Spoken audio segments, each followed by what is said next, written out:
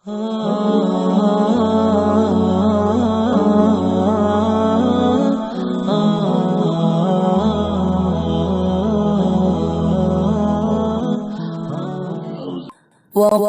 جاء الحق وزهق الباطل إن الباطل كان زهوقا. الحمد لله رب العالمين والصلاة والسلام على سيد الأنبياء والمرسلين سيدنا ونبينا ومولانا محمد وعلى آله وأصحابه أجمعين. أما بعد، فعن سالم بن سعد رضي الله تعالى عنه قال قال رسول الله صلى الله عليه وسلم: من يضمن لي ما بين لحييه وما بين رجليه أضمن له الجنة.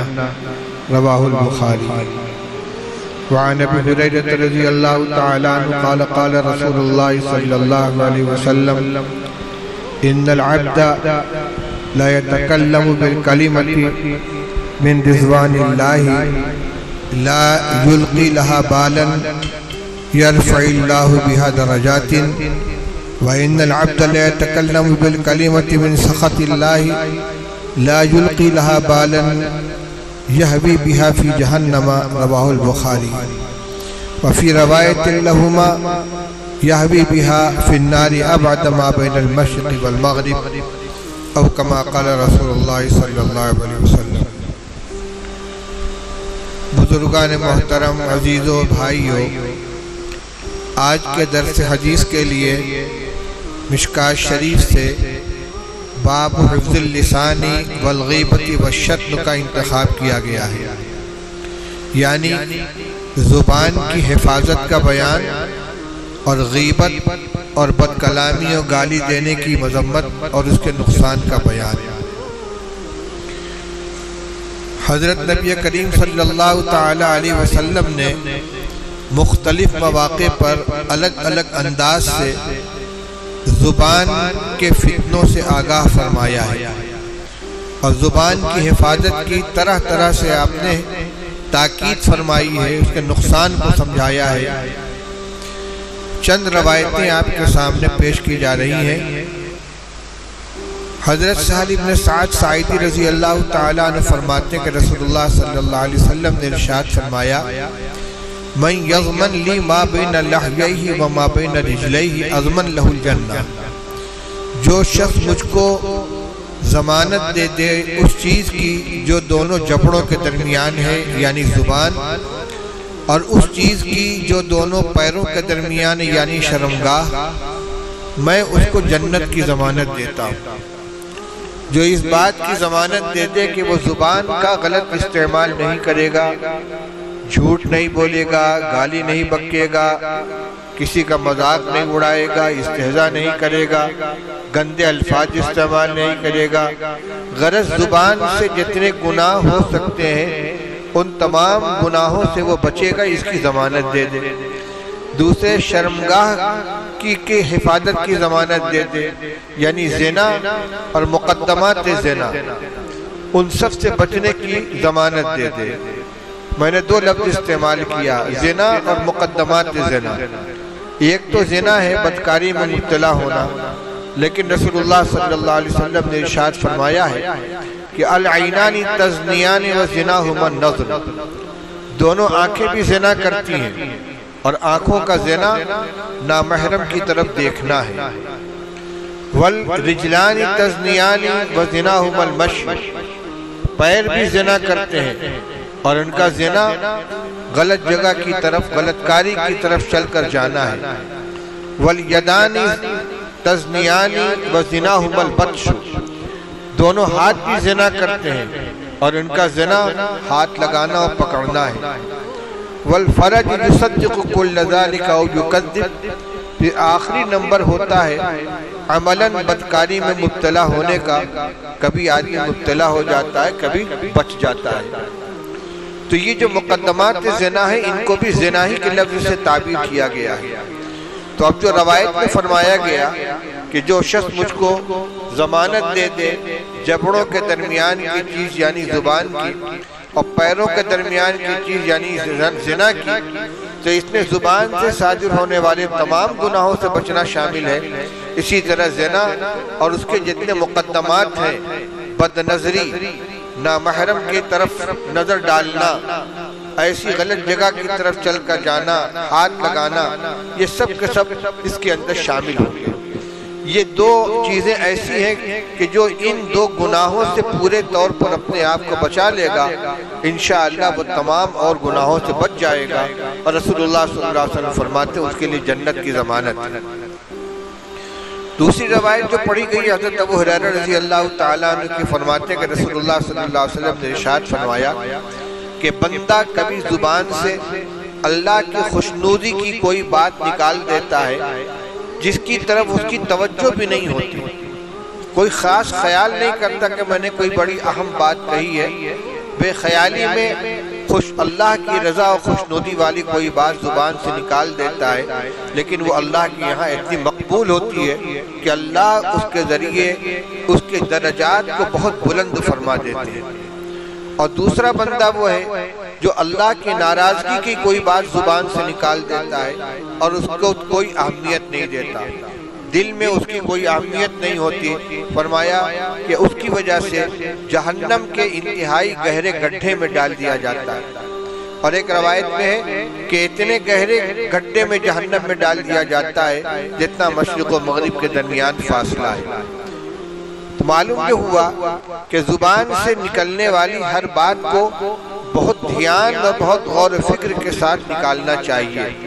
ایسا ہو سکتا ہے کہ لاپرواہی میں، بے خیالی میں کوئی غلط بات زبان سے نکل جائے اور وہ اللہ تعالیٰ کی ناراضگی کا اتنا گہرا سبب بنے کہ اس کی وجہ سے آدمی جہنم میں چلا جائے۔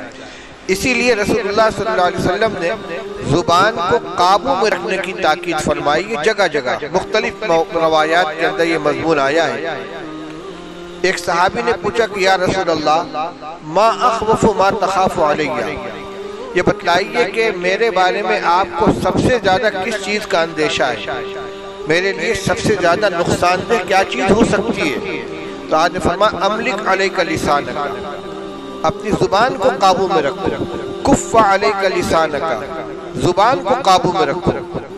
انہوں نے عرض کیا او نؤاخذ بما نتکلم یا رسول اللہ، کیا ہم زبان سے نکلی ہوئی باتوں پر بھی پکڑے جائیں گے؟ اپنی بولی پر بھی ہماری گرفت ہوگی، ہماری باتوں پر بھی گرفت ہوگی؟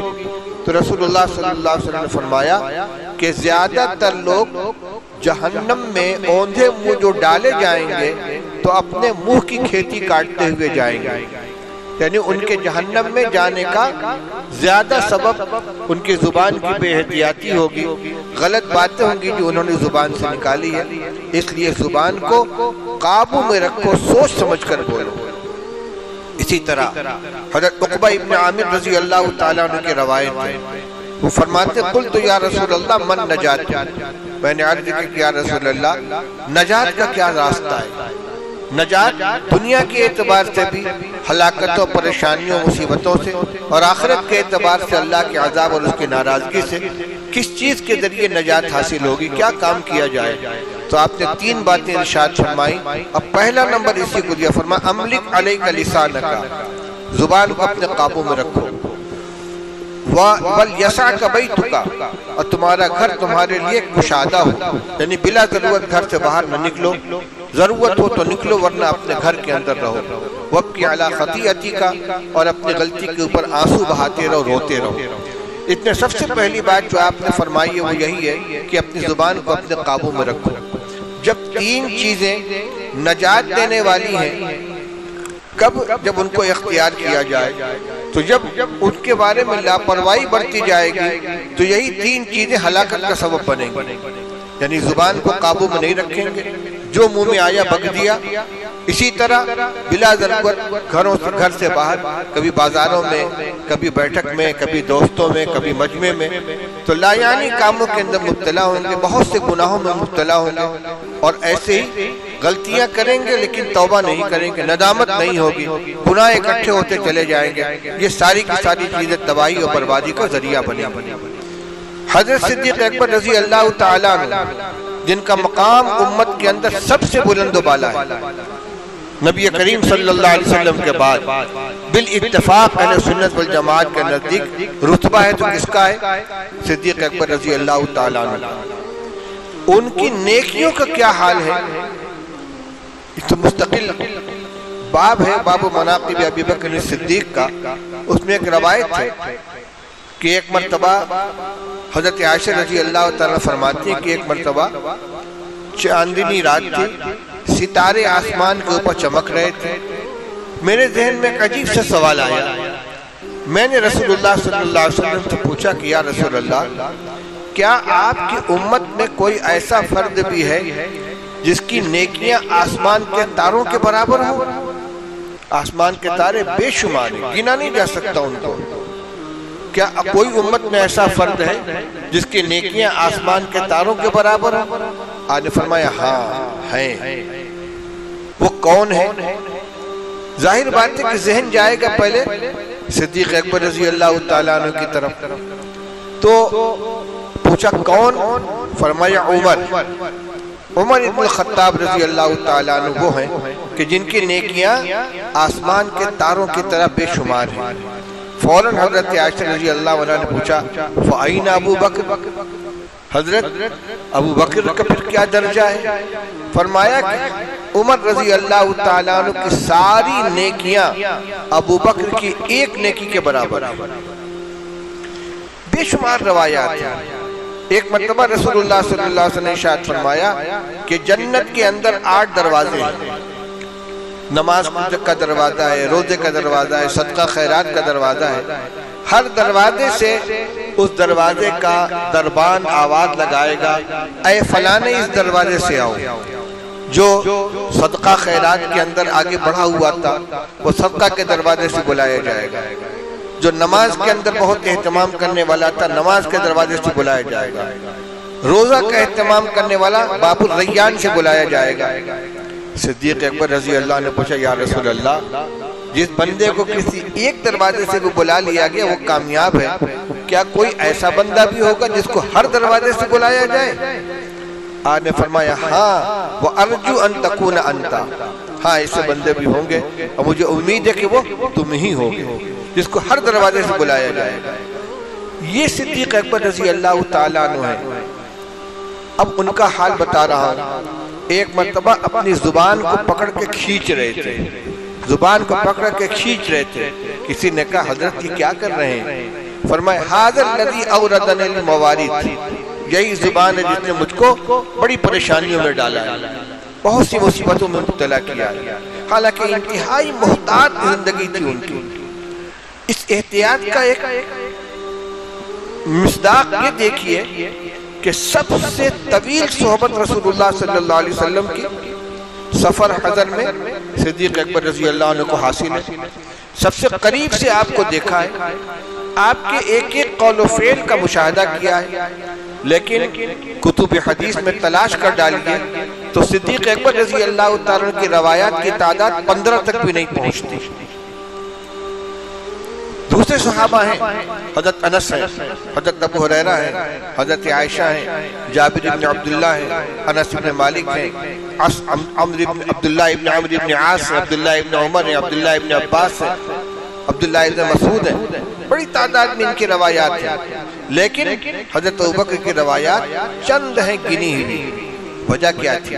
وہی زبان کی احتیاط کہ کہیں ایسا نہ ہو کہ میں رسول اللہ صلی اللہ علیہ وسلم کی طرف منسوب کر کے کوئی بات کہوں کہ رسول اللہ صلی اللہ علیہ وسلم نے یہ فرمایا ہے اور میری بات نقل کرنے میں کوئی غلطی ہو جائے۔ یہ صحابہ کا حال تھا۔ بخاری شریف میں روایت ہے، حضرت زبیر بن عوام رضی اللہ تعالیٰ عنہ ان کے صاحبزادے نے پوچھا کہ کیا آپ رسول اللہ صلی اللہ علیہ وسلم کی صحبت میں نہیں بیٹھے؟ آپ کے پاس احادیث اتنی نہیں ہے جتنی دوسروں کے پاس ہے۔ فرمایا سفر حضر کبھی میں حضور سے الگ نہیں رہا، لیکن میں نے رسول اللہ صلی اللہ علیہ وسلم کو فرماتے ہوئے سنا ہے من کذب علی متعمدا فلیتبوأ مقعدہ من النار، کہ جس شخص نے میری طرف جھوٹی بات کی نسبت کی قصداً، اس کو چاہیے کہ اپنا ٹھکانہ جہنم میں بنا لے۔ صحابہ سے یہ بات تو ممکن نہیں تھی کہ قصداً حضور کی طرف غلط بات منسوب کرے، لیکن جو آدمی بے احتیاطی کرتا ہے، سنبھال کر زبان استعمال نہیں کرتا، اس کی زبان سے غلط بات بھی نکل جاتی ہے، اور جو جتنی کم گفتگو کرے گا اتنا محفوظ رہے گا۔ من سکت سلم ومن سلم نجا۔ اس لیے کم بات کرتے تھے، یہاں تک کہ روایات بھی بہت مختصر بیان کرتے تھے۔ درمیان میں یہ اعلان سن لیجئے، ایک ایکٹیوا ہے بلیک کلر کی، راستے میں کھڑی ہے، اس پر کوئی نمبر پلیٹ نہیں ہے، جن صاحب کی ہو جا کر اس کو فوراً ہٹا لیں، دوسروں کے لیے پریشانی ہو رہی ہے۔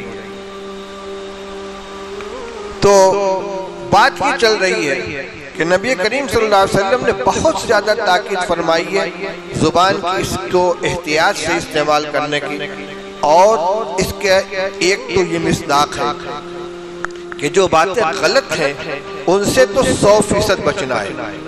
زبان سے صادر ہونے والے گناہوں میں ایک گناہ جھوٹ ہے، جھوٹ بولنا، جو مسلمان کی صفت ہے ہی نہیں۔ رسول اللہ صلی اللہ علیہ وسلم سے پوچھا گیا اَيَقُولُ الْمُؤْمِنُ جَبَانًا، یا رسول اللہ کیا مسلمان جھوٹا ہو سکتا ہے؟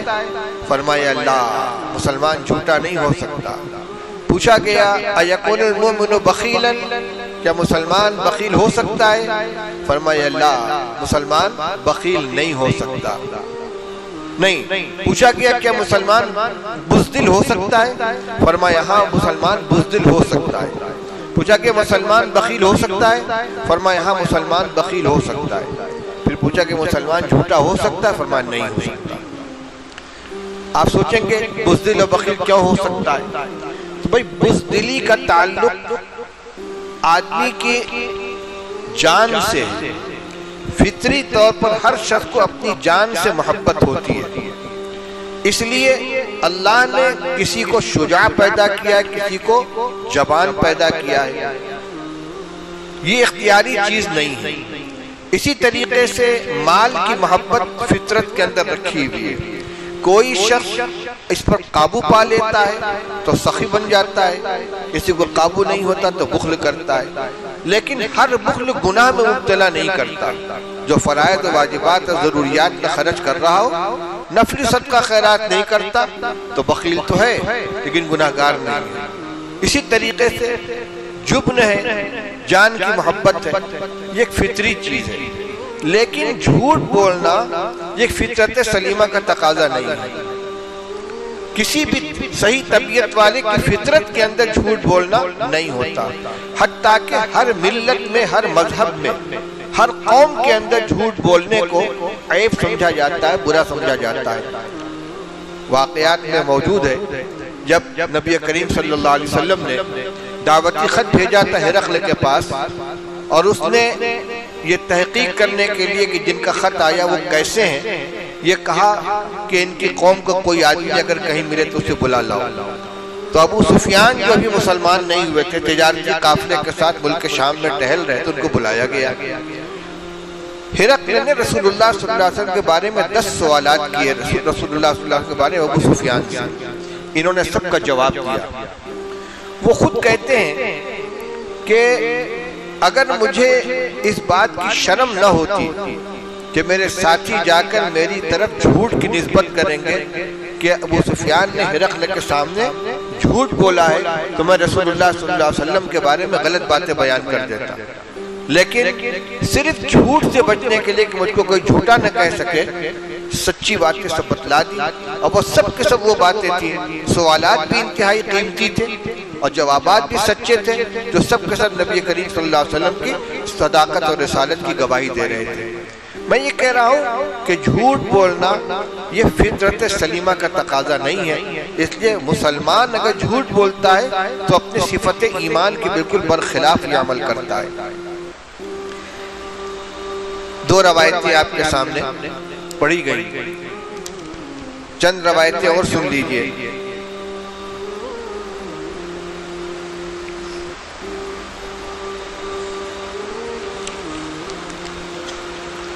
عن عبداللہ بن مسعود رضی اللہ تعالی عنہ قال قال رسول اللہ صلی اللہ علیہ وسلم علیکم بالصدق فإن الصدق يهدي إلى البر وإن البر يهدي إلى الجنة وما يزال الرجل يصدق ويتحرى الصدق حتى يكتب عند الله صديقا وإياكم والكذب فإن الكذب يهدي إلى الفجور وإن الفجور يهدي إلى النار وما يزال الرجل يكذب ويتحرى الكذب حتى يكتب عند الله كذابا متفق علیہ۔ عبداللہ ابن مسعود رضی اللہ عنہ فرماتے کہ رسول اللہ صلی اللہ علیہ وسلم نے ارشاد فرمایا کہ سچ بولا کرو، سچ کو لازم پکڑو، علیکم بالصدق، پختہ فیصلہ کر لو اور ہمیشہ سچ بولو، کبھی جھوٹ مت بولو۔ کیوں؟ اس لیے کہ سچ بولنا نیکی کا راستہ بتلاتا ہے اور نیکی جنت تک لے جاتی ہے، اور جھوٹ اور آدمی برابر سچ بولتا رہتا ہے اور سچ بولنے کی کوشش کرتا رہتا ہے، سچ بولنے کے مواقع تلاش کرتا رہتا ہے، یہاں تک کہ اللہ تعالیٰ کے یہاں اس کا نام صدیق لکھ دیا جاتا ہے، انتہائی سچا، ہمیشہ سچ بولنے والا، اللہ تعالیٰ کے اس کا نام صدیق لکھ دیا جاتا ہے۔ کب؟ جب وہ ہمیشہ سچ بولے اور سچ بولنے کی کوشش کرے۔ فرمایا ایاکم والکذب، اور جھوٹ سے بہت بچو۔ کیوں؟ اس لیے کہ جھوٹ بولنا گناہ کی رہنمائی کرتا ہے اور گناہ جہنم تک لے جاتا ہے، اور آدمی برابر جھوٹ بولتا رہتا ہے اور جھوٹ بولنے کے مواقع تلاش کرتا ہے، یہاں تک کہ اللہ تعالیٰ کے اس کا نام کذاب لکھ دیا جاتا ہے، جھوٹوں کی فہرست میں اس کا نام لکھ دیا جاتا ہے۔ وعن ام کلثوم رضی اللہ تعالی عنہ قالت قال رسول اللہ صلی اللہ علیہ وسلم لیس الكذاب الذي يصلح بين الناس ويقول خيرا وينمي خيرا متفق علیہ۔ ام کلثوم رضی اللہ تعالی عنہ فرماتی ہیں کہ رسول اللہ صلی اللہ علیہ وسلم نے فرمایا وہ شخص جھوٹا نہیں کہلائے گا جو لوگوں کے درمیان صلح کرائے اور بھلی بات ادھر سے ادھر لگائے اور بھلی بات بولے۔ یعنی بعض مواقع ایسے ہیں کہ جہاں خلاف واقعہ بات کہنے کی شریعت نے اجازت دی ہے۔ مثال کے طور پر دو بھائیوں میں اختلاف ہو گیا، بول چال بند ہو گئی، ایک دوسرے کے بالکل دشمن ہو گئے اور کسی قیمت پہ ملنے کے تیار نہیں ہے۔ اب کوئی تیسرا اللہ کا بندہ ان کے درمیان صلح کرانا چاہتا ہے، ایک کے پاس جا کر کہتا ہے بھائی تمہارا بھائی تو بڑا شرمندہ ہے کہ بڑے بھائی سے میں نے بگاڑ کر رکھا ہے، وہ تم سے ملنا چاہتا ہے لیکن شرم معلوم ہو رہی ہے۔ کب تک بگاڑ رکھو گے؟ آخر دونوں بھائی ہو، مل بیٹھو۔ اور اس کے پاس جا کر کہتا ہے بھائی تمہارے بڑے بھائی تم سے ملنا چاہتے ہیں، وہ شرمندہ ہیں، یہ اختلاف ختم ہونا چاہیے لیکن شرم معلوم ہوتی ہے۔ نہ انہوں نے کچھ کہا ہے نہ انہوں نے کچھ کہا ہے، لیکن جھوٹ بولا۔ کیوں؟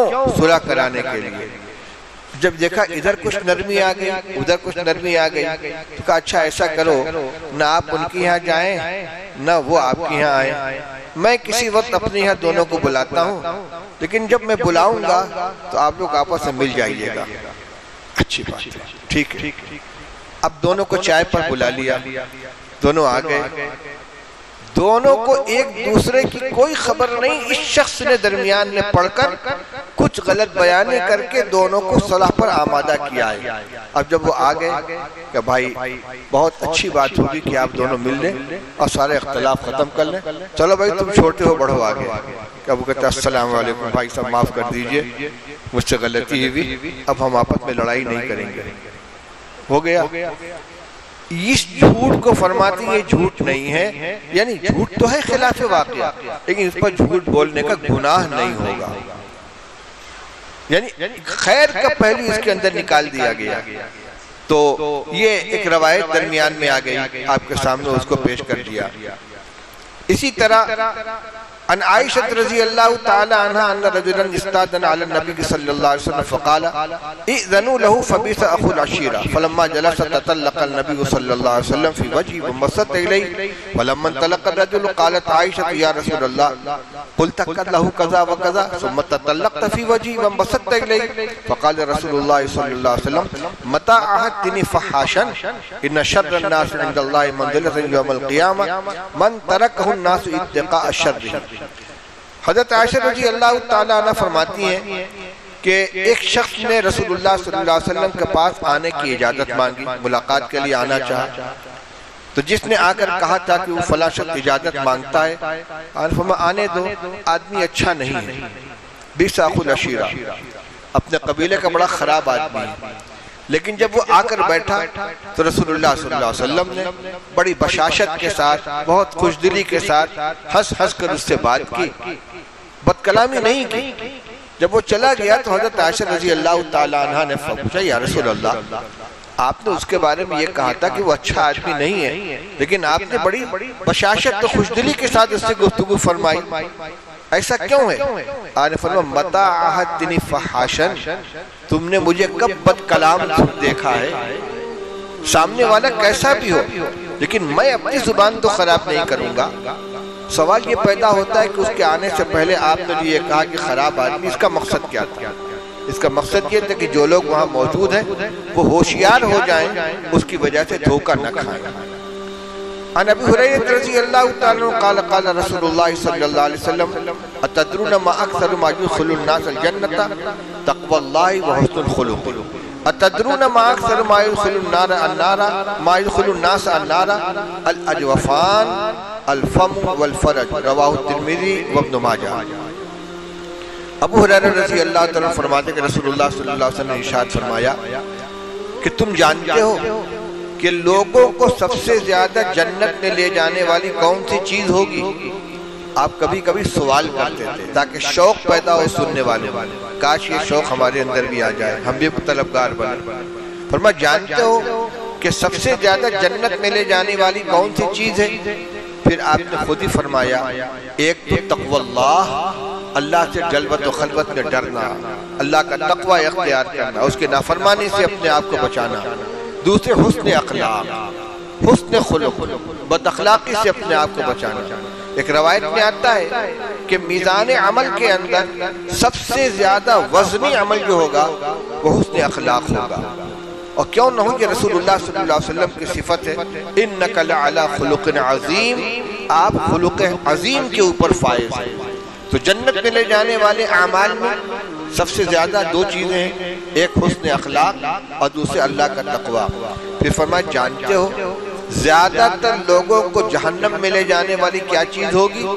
فرمایا الاجوفان، دو کھوکھلی چیزیں جو اندر سے خالی ہیں، ایک تو منہ اور دوسرے شرمگاہ، زبان کی بد احتیاطی، بد کلامی، غیبت، جھوٹ، چغلی، الزام تراشی وغیرہ، اور گناہ میں زنا یا اس کے مقدمات کے اندر مبتلا ہونا۔ اب اور چند روایتیں اسی سلسلے کی سنیے جس میں ہم لوگ مبتلا ہیں۔ عن بعض ابن حکیم عن نبی عن جدی قال قال رسول اللہ صلی اللہ علیہ وسلم، ویل لمن یحدث فیکذب لیضحک به القوم ویل له رواہ احمد۔ وعن ابي هريرة رضي الله تعالى عنه قال قال رسول الله صلى الله عليه وسلم، ان العبد لا يقول الكلمة لا يقولها الا ليضحك به الناس يهوي بها الى ابعد مما بين السماء والارض وانه لا يزل عن لسانه اشد مما يزل عن قدمه، رواه البيهقي في شعب الايمان۔ دو روایتیں، پہلی حدیث حضرت بحث ابن حکیم نبی عن جدی کی سند سے، صحابی کا نام ہے حضرت معاویہ ابن حیدہ قشیری رضی اللہ تعالیٰ عنہ۔ وہ فرماتے ہیں کہ رسول اللہ صلی اللہ علیہ وسلم نے ارشاد فرمایا، اس شخص کے لیے بربادی ہے، تباہی ہے، ہلاکت ہے جو لوگوں سے جھوٹ بولتا ہے صرف ہنسانے کے لیے، جان کر جھوٹ بولتا ہے، جھوٹے قصے گڑھتا ہے، جھوٹے لطیفے گڑھتا ہے، جھوٹے چٹکلے بناتا ہے، کیوں؟ تاکہ تھوڑی دیر مجمع کا رنگ بدل جائے اور لوگ ہنسیں۔ ویل لہو ویل لہو، ہلاکت اس کے لیے، ہلاکت اس کے لیے۔ ویل کے معنی تباہی و بربادی اور ہلاکت کے بھی ہیں، اور ویل جہنم کی ایک وادی کا بھی نام ہے۔ یہ معنی بھی ہو سکتا ہے کہ ایسا شخص جہنم کو اس وادی میں جائے گا جو دانستہ جھوٹ بولتا ہے صرف ہنسانے کے لیے، چٹکلا بنانے کے لیے۔ اسی مضمون کی دوسری روایت ابو ہریرہ رضی اللہ تعالیٰ عنہ سے فرماتے کہ رسول اللہ صلی اللہ علیہ وسلم نے ارشاد فرمایا کہ بندہ کوئی بات کہتا ہے، نہیں کہتا مگر اسی لیے کہ لوگوں کو اس کے ذریعے ہنسائے، صرف ہنسانے کے لیے غلط بات بول رہا ہے۔ یہوی بہا ابعد مما بین السماء والارض، وہ آسمان و زمین کے درمیان جتنا فاصلہ ہے اس سے زیادہ گہرائی میں جہنم کے اندر گرا دیا جائے گا، اور آدمی اپنی زبان سے اس سے کہیں زیادہ ٹھوکر کھاتا ہے، پھسلتا ہے، جتنا قدم کے ذریعے ٹھوکر کھاتا ہے۔ اب دیکھ لیجئے ہم لوگ کتنا اتنے مبتلا ہیں، جہاں چار دوست بیٹھے، کبھی سردار جی کے نام سے قصہ سنا رہے، کبھی خان صاحب کے نام سے، کبھی اکبر و بیربل کے نام سے۔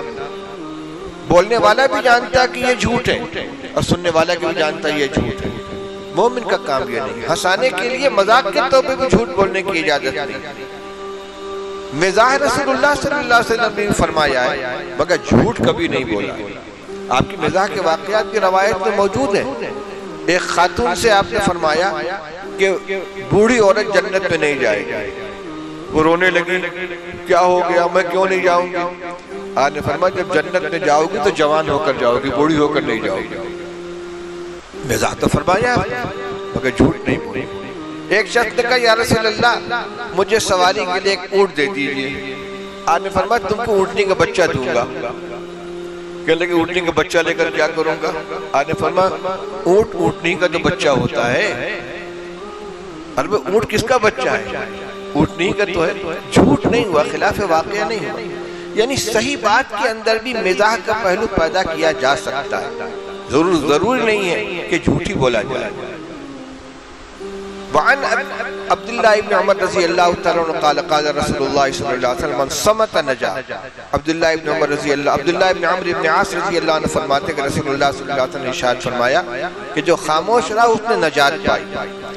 لا یعنی گفتگو سے بھی بچنا، اب بلا ضرورت زیادہ بولنا یہ بھی تباہی کی بات ہے۔ جتنا کم بولے گا اتنی زیادہ غلطیوں سے بچے گا۔ من کثر لغتہ کثر غلطہ، جو جتنی زیادہ بک بک کرے گا اتنی ہی زیادہ غلطیاں کرے گا۔ یہ نہیں ہے کہ بالکل خاموش رہو، چپ کر روزہ رکھو، کچھ بھی ہو جائے بولیں گے نہیں، ضرورت کے وقت بولیں، کم بولیں۔ رسول اللہ صلی اللہ علیہ وسلم کی صفات میں بیان کیا جاتا کان طویل الصمت، بہت لمبی خاموشی اختیار کرنے والے ہوتے ہیں۔ روایات دیکھ لیجئے، شاید پورے ذخیرے احادیث کے اندر چند روایتیں ایسی ملیں گی کہ جو کتاب کے ایک 1.5 صفحے کے اوپر آ جائیں، ورنہ عام طور سے جتنی روایت آپ سن رہے ہیں 1 سطر کی 1.5 سطر کی، 1 سطر کی 1.5 سطر۔ اب یہی روایت ہے، 3 جملے ہیں، من سکتا من سمت نجا، بس ایک حدیث ہو گئی۔ جو خاموش رہا اتنا نجات۔ من سکت سلیم ومن سلیم نجا، جو خاموش رہا وہ سلامت رہا، اور جو سلامت رہا اس نے نجات پائی۔ ابھی تک زیادہ تر بات جھوٹ سے متعلق ہو رہی ہے۔ ایک روایت اور سن لیجئے، ان سفیان ابن اسد الحضرمی رضی اللہ تعالیٰ عنہ قال سمعت رسول اللہ صلی اللہ علیہ وسلم یقول کبرت خیانتا ان تحدث اخاک حدیثا هو لک به مصدق وانت به کاذب، رواہ ابو داؤد۔ رسول اللہ صلی اللہ علیہ وسلم نے ارشاد فرمایا کہ یہ بہت بڑی خیانت ہے، بہت بڑی خیانت کی بات ہے یہ کہ تم اپنے بھائی سے کوئی بات کہو، وہ تم کو سچا سمجھے اور تم اس سے جھوٹ بولو۔ جھوٹ بولنے کا گناہ بھی ہے، اور اس کے اعتماد کو ٹھیس لگانا ہے۔ تم کو نیک سمجھ رہا ہے، سچا سمجھ رہا ہے، اور تم اس کے ساتھ اس کو جھوٹ بول کر اس کے اعتماد کو ٹھیس پہنچا رہے ہو، یہ بہت بڑی خیانت ہے۔ وہ جو روایت میں نے ابھی آپ کو سنائی تھی وہ آ گئی۔ سفیان ابن عبداللہ ثقفی رضی اللہ عنہ فرماتے ہیں قلت یا رسول اللہ ما اخوف ما تخاف علیہ، سب سے زیادہ میرے بارے میں آپ کو کس چیز کا اندیشہ ہے؟ فاخذ بلسانہ وقال ھذا، آپ نے اپنی زبان پکڑ کر فرمایا اس کا اندیشہ ہے۔ زبان سے سب سے زیادہ نقصان پہنچتا ہے، اس سے بچو۔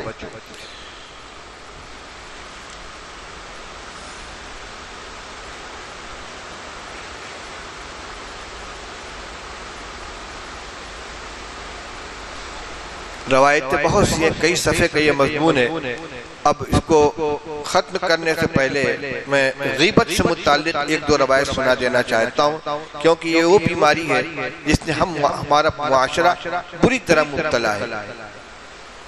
عن ابن عباس رضی اللہ تعالی عنہ ان رجلین صلیا صلاۃ الظہر او العصر وکانا صائمین فلما قضى النبي صلى الله عليه وسلم الصلاة قال اعيدوا وضوءكما وصلاتكما وامضيا في صومكما واقضياه يوما آخر. قال لما يا رسول الله؟ قال اغتبتم فلانا. عبداللہ ابن عباس رضی اللہ تعالیٰ فرماتے ہیں کہ دو آدمی نے ظہر یا عصر کی نماز پڑھی اور دونوں روزے سے تھے، نفلی روزہ ہوگا. جب رسول اللہ صلی اللہ علیہ وسلم نماز سے فارغ ہو گئے تو آپ نے ان دونوں سے فرمایا کہ تم دونوں دوبارہ وضو کرو اور نماز پھر سے پڑھو اور روزہ پورا کر لو، لیکن اس روزے کے بدلے ایک روزے کی قضا کرنا. لیکن کیوں یا رسول اللہ، ابھی نماز پڑھی ہے ہم روزے سے ہیں. آپ نے فرمایا اغتبتم فلانا، تم نے فلاں شخص کی غیبت کی، یہ تمہارا جرم. اس غیبت کی وجہ سے تمہارا وضو بھی بیکار ہو گیا، تمہاری نماز بھی بیکار ہو گئی، تمہارا روزہ بھی بیکار ہو گیا. ہمیں نظر نہیں آتا لیکن ایک غیبت کی گناہ کی وجہ سے ساری کتنی نیکیاں برباد ہو جاتی ہیں. وعن ابی سعید وجابر رضی اللہ تعالی عنہما قال قال رسول اللہ صلی اللہ علیہ وسلم الغیبت اشد من الزنا. قالوا یا رسول اللہ وكيف الغیبت اشد من الزنا؟ قال ان الرجل لا يزني فيتوب الله عليه وفي رواية فيتوب فيغفر الله له وإن صاحب الغيبة لا يغفر له حتى يغفرها له صاحبه وفي رواية أنس قال صاحب الزنا يتوب وصاحب الغيبة ليس له توبة. رواہ البیہقی. دو صحابی حضرت ابو سعید خدری حضرت جابر بن عبداللہ رضی اللہ عنہ فرماتے ہیں کہ رسول اللہ صلی اللہ علیہ وسلم نے ارشاد فرمایا کہ غیبت زنا سے زیادہ شدید ہے. غیبت کا گناہ زنا سے زیادہ سخت ہے. لوگوں نے کہا یا رسول اللہ غیبت زنا سے بڑھ کر کیسے ہو گئی؟ فرمایا اس لیے کہ کوئی شخص زنا کرتا ہے، وہ توبہ کر لیتا ہے، اللہ اس کی توبہ قبول فرما لیتا ہے. اور ایک روایت میں کہ وہ توبہ کرتا ہے، اللہ تعالیٰ اس کی مغفرت فرما دیتے ہیں. لیکن غیبت کرنے والے کا گناہ معاف نہیں کیا جاتا جب تک کہ وہ شخص معاف نہ کر دے جس کی غیبت کی گئی ہے. جس کی غیبت کی گئی ہے جب تک اس سے نہ معافی مانگ لی جائے اور وہ معاف نہ کر دے اس وقت تک صرف توبہ سے غیبت معاف نہیں ہوگی، کیونکہ یہ حقوق العباد میں سے. اور ایک روایت میں یہ انس رضی اللہ تعالیٰ کی روایت میں کہ رسول اللہ صلی اللہ علیہ وسلم نے فرمایا کہ زنا والا تو توبہ کر لیتا ہے لیکن غیبت کرنے والے کے لیے توبہ نہیں ہے. توبہ نہیں ہے کے اندر یہ بات بھی شامل ہے کہ وہ اس کو کوئی گناہ سمجھتا ہی نہیں ہے، اس لیے غیبت سے توبہ ہی نہیں کرتا. دوسری یہ کہ غیبت کی توبہ صرف اللہ کے سامنے توبہ کرنے سے نہیں ہوگی جب تک کہ صاحب حق سے اس کی معافی نہ کرا لی جائے. اور غیبت کرنے والے میں اتنی اخلاقی جرأت ہوتی ہی نہیں ہے کہ جس کی غیبت کرے اس کے پاس جا کر اس کا اعتراف کرے کہ میں نے آپ کی غیبت کر دی تھی، مجھے معاف کر دیجیے. اس لیے وہ گناہ اس کے ذمہ باقی رہ جاتا ہے. اس اعتبار سے آپ نے فرمایا کہ غیبت جو ہے یہ زنا سے بڑھ کر ہے.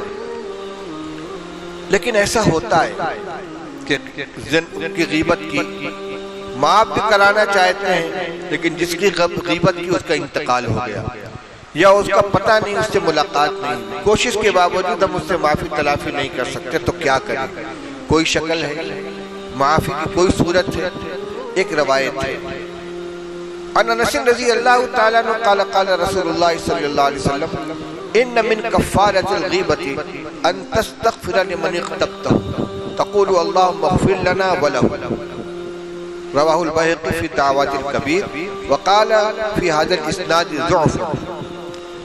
حضرت انس رضی اللہ تعالیٰ فرماتے کہ رسول اللہ صلی اللہ علیہ وسلم نے ارشاد فرمایا کہ غیبت کے کفارہ میں سے یہ چیز ہے کہ تم اس شخص کے لیے خوب دعائے مغفرت کرو جس کی غیبت کی ہے. اے اللہ میں نے جس کی غیبت کی ہے اس کی مغفرت فرما دے، اس کے درجات بلند فرما دے، اس کے گناہوں کو معاف فرما دے. اس کے لیے ایصال ثواب کیا جائے، دعائے مغفرت کی جائے. یوں کہو اللہم اغفر لنا ولہ، اے اللہ ہماری مغفرت فرما دے، اس کی مغفرت فرما دے. ہم سے گناہ ہوا ہے غیبت کا، ہمیں معاف فرما دے. اور جس کی ہم نے غیبت کی ہے، اس کا جرم کیا ہے، اس کے بدلے میں اس کی مغفرت فرما دے۔ سند کے اعتبار سے اس کو ضعیف قرار دیا گیا ہے، اس لیے صرف اسی پر بھروسہ کر کے نہ بیٹھ جائیں۔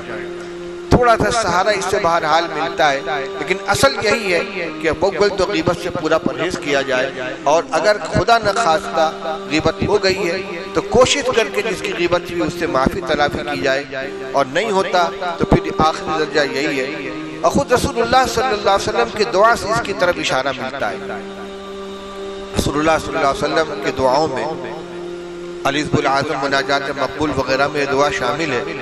رسول اللہ صلی اللہ علیہ وسلم نے ارشاد فرمایا، اے اللہ میں بھی ایک بندہ ہوں، فَأَيَّمَا مُؤْمِنٍ آذَيْتُهُ أَوْ شَتَمْتُهُ أَوْ جَلَدْتُهُ، جس بندے کو بھی میں نے، جس مسلمان کو بھی میں نے اذیت پہنچائی ہو، یا اس کو برا بھلا کہا ہو، یا اس کو میں نے کوڑا لگایا ہو، فَاجْعَلْ لَهُ صَلَاةً وَزَكَاةً وَقُرْبَةً تُقَرِّبُهُ بِهَا إِلَيْكَ، میرے اس مار کو، میرے اس کوڑا لگانے کو، میرے اس برا کہنے کو اس کے حق میں نماز بنا دے، زکوٰۃ بنا دے، صدقہ خیرات بنا دے، اور اپنی قربت کا ذریعہ بنا دے۔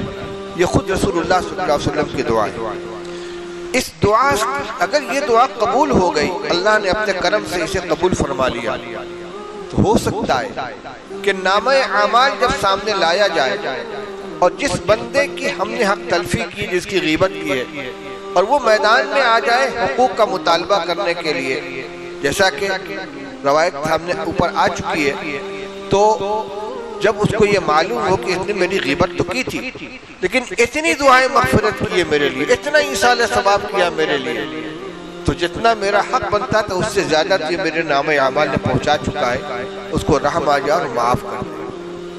ورنہ اصل کیا ہے وہ روایت پہلے آ چکی ہے۔ رسول اللہ صلی اللہ علیہ وسلم نے پوچھا کہ جانتے ہو غیب کے مفلس کون ہے امت کے اندر؟ صحابہ نے کہا مفلس وہ ہے جس کے پاس درہم و دینار نہ ہو۔ آپ نے فرمایا میری امت کا مفلس وہ شخص ہے کہ جو قیامت میں نماز، زکوٰۃ، روزہ، ہر طرح کی عبادتیں لے کر آئے گا، لیکن اس حال میں آئے گا کسی کو مارا ہے، کسی کو پر الزام لگایا ہے، کسی کو گالی بکی ہے، کسی کی غیبت کی ہے، کسی کا مال ہڑپ کیا ہے۔ ہر صاحب حق آئے گا، مطالبہ کرے گا، اور اس کی نیکیاں لے کر اس کو دے دی جائیں گی، یہاں تک کہ ساری نیکیاں ختم ہو جائیں گی، اور اس کی اگر نیکیاں ختم ہو گئیں تو پھر اس کے گناہ لے کر اس کے اوپر ڈالے جائیں گے، صاحب حق کے گناہ لے کر اس شخص پر ڈالے جائیں گے، یہاں تک کہ وہ گناہوں میں سر سے پیر تک ڈوب جائے گا اور اسے جہنم کے اندر ڈال دیا جائے گا۔ ہم حقوق العباد کو کوئی اہمیت نہیں دیتے، غیبت کو، الزام تراشی کو، گالی بکنے کو، کسی کو زبان سے یہ عمل سے تکلیف پہنچانے کو کوئی اہمیت نہیں دیتے، لیکن یہی چیزیں قیامت کے دن ہمارے کیے دھرے کو سب کو ضائع کرنے والی ہوں گی۔ اللہ تعالی ہمیں توفیق عطا فرمائے، اپنے آپ کو گناہوں سے بچائیں۔ خاص طور سے غیبت کا گناہ ایسا ہے کہ بہت کم لوگ اس سے محفوظ ہیں، بہت کم مجلسیں ایسی ہوتی ہیں جس کے اندر غیبت نہ ہو، بلکہ آج کے دور میں کرامت کے طور پر یہ بات ذکر کی جاتی ہے کہ فلاں بزرگ کی مجلس میں کسی کی غیبت نہیں کی جاتی، یعنی عجیب، اس کو کرامت کے طور پر ذکر کرتے ہیں۔ شاذ و نادر ایسے لوگ ہیں، ورنہ کسی نہ کسی عنوان سے پس پس تفسیرہ آ ہی جاتا ہے۔ اس لیے ہمیں اس تباہ کن عادت سے اپنے آپ کو بچانا چاہیے۔ اور غیبت ہے کیا؟ حضور نے پوچھا تھا غیبت جانتے ہو کیا چیز ہے؟ ذکر کا اخاک بما یکرہ، تمہارا اپنے بھائی کے بارے میں کوئی ایسی بات کہنا اس کے پس پس جو اس کو ناگوار ہو۔ صحابہ نے پوچھا یا رسول اللہ وہ عیب اگر اس کے اندر موجود ہے، وہ جرم اس نے کیا ہے، تب بھی غیبت ہوگی؟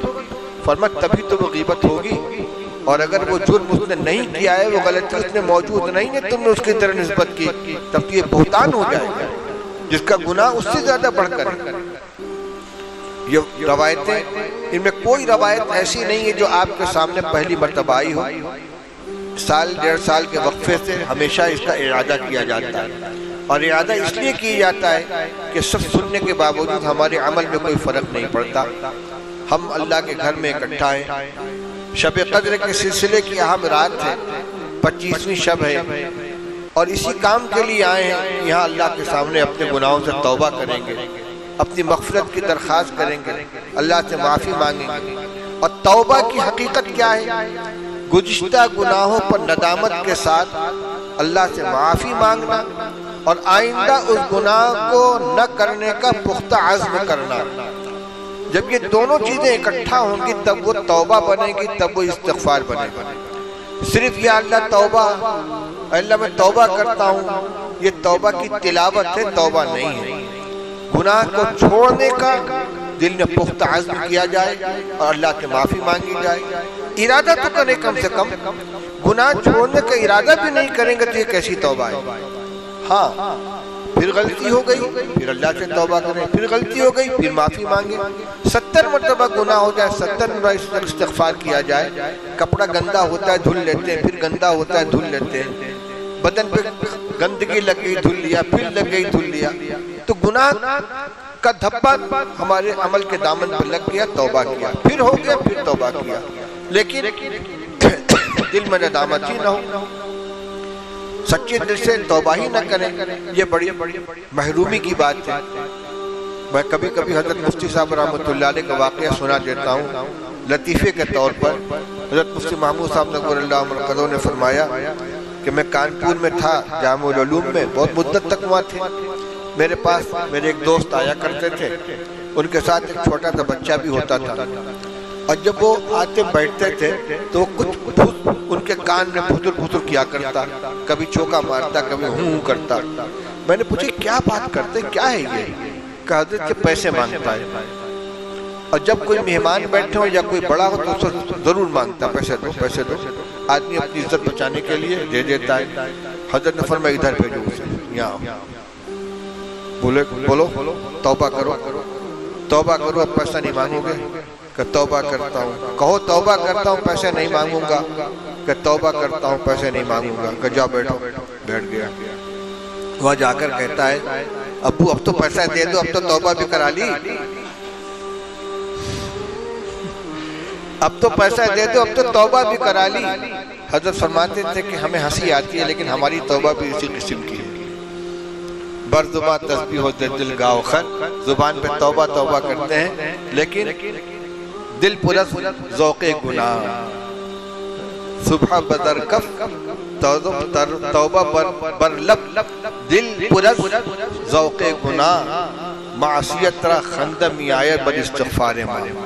شاعر کہتا ہے کہ زبان پر سبحان اللہ سبحان اللہ، توبہ توبہ، ہاتھ میں تسبیح، زبان پہ توبہ، اور دل گناہ کی لذت سے بھرا ہوا۔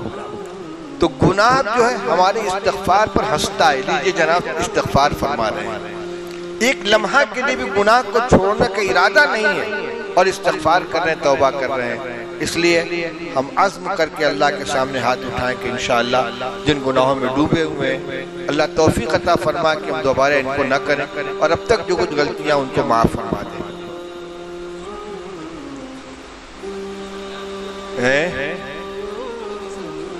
ہاں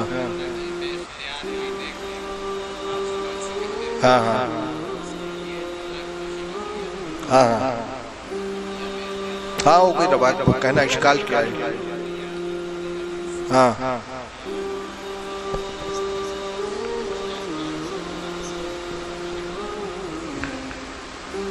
یہ مولانا صاحب یہ پوچھ رہے ہیں کہ روایت سب سے پہلی آئی تھی کہ آدمی کبھی کبھی بلا ارادہ کوئی بھلی بات بول دیتا ہے، اس کی وجہ سے جنت کے بہت اعلیٰ مقام مل جاتا ہے، کبھی غلط بات زبان سے نکل جاتی ہے بلا ارادہ، اس کی وجہ سے وہ پکڑا جاتا ہے۔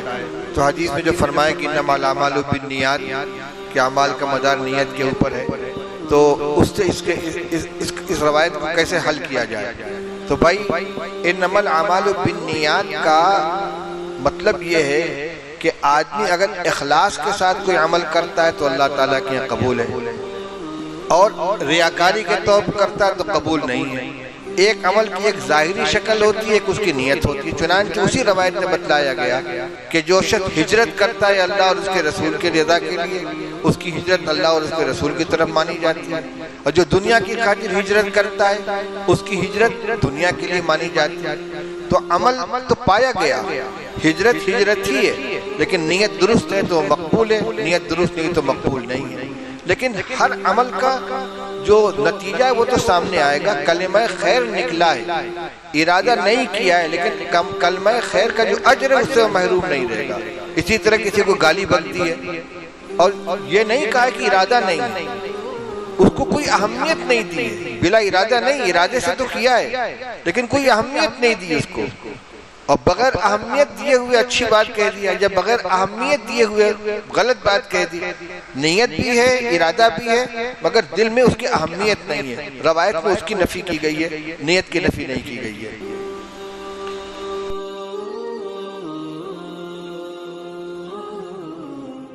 دینی و اصلاحی بیانات کو سننے کے لیے ہمارے چینل القراءت آفیشل کو سبسکرائب، لائک، کمنٹ اور شیئر کیجیے تاکہ آنے والے نئی ویڈیوز کا سب سے پہلے آپ کے پاس نوٹیفیکیشن پہنچ سکے۔ خدا حافظ۔